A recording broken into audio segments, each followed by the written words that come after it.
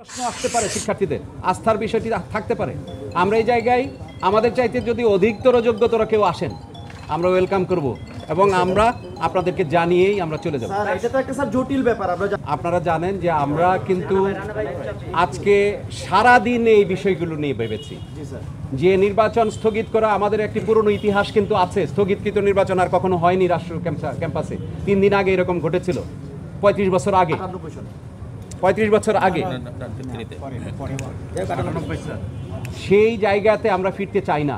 সেই কারণে আমরা সারা দিনই আমাদের যে কমিশন বৈঠক হয়েছে সেখানে এই বিষয়টি আমরা এনশিওর করেছি যে আমরা আমাদের সিদ্ধান্তে অটল থাকব, চেষ্টা করব, সর্বত চেষ্টা করব, এবং যদি না পারি তাহলে হয়তো রাষ্ট্র নির্বাচন, আবারও বলছি যে আমাদের চাইতে অধিকতর যোগ্য কোনো প্যানেল যদি এসে এটা করে দিতে পারে তাহলে করবেন।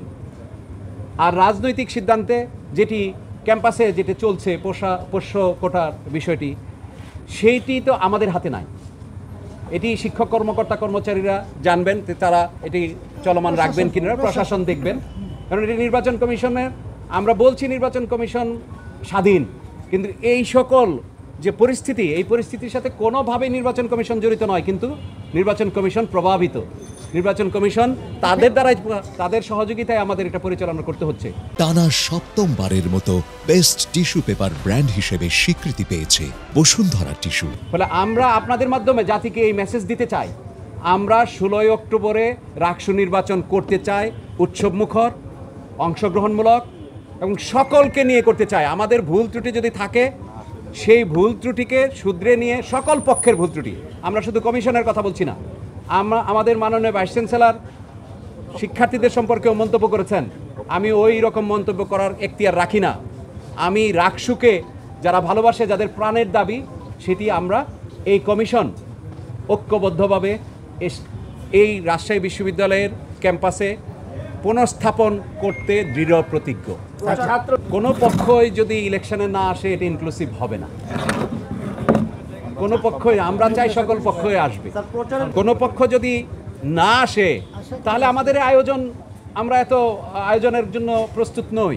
আমরা চাই সকলে আসবে, এবং অনেক ধরনের মতভেদ থাকে, অনেক ধরনের মতামত থাকে, ভিন্নতা থাকে, কিন্তু শেষে যখন আমরা 20 তারিখের আগে কিন্তু এই সিচুয়েশন আমরা কাটিয়ে উঠেছিলাম যে সকলে উৎসবমুখর পরিবেশে তারা প্রার্থীরা বিভিন্ন ভোটারদের কাছে যাচ্ছেন, নানানভাবে প্রচারণা এসছে, জাতির দৃষ্টি এদিকে চলে এসেছিল। আবারও বলছি যে আমরা কাউকে ছাড়াই আমরা ভোট করব না, আমরা প্রত্যেককে চাই এই ভোটে। এরপরেও আমাদের শেষ কথা যে আমাদের ভুল ত্রুটির বাইরেও ছাত্র সংগঠন, সক্রিয় যত ধরনের সংগঠন আছে, তারা যেন দায়িত্বশীলতার আচরণ করে এবং আমরা যেন দায়িত্বটা পালন করতে পারি। তাদের কাছে স্বনির্বদ্ধ অনুরোধ, আমরা যেন তাদের সহযোগিতাটা পাই। আমার কাছে এইটি প্রশাসন বলতে পারবে ভালো। আপনারা কি পর্যবেক্ষণ? আমরা তো কোনো পর্যবেক্ষণ দিলেও এটা এতটা কার্যকর হবে না, কারণ এটা প্রশাসনকে জিজ্ঞেস করলে ভালো হবে।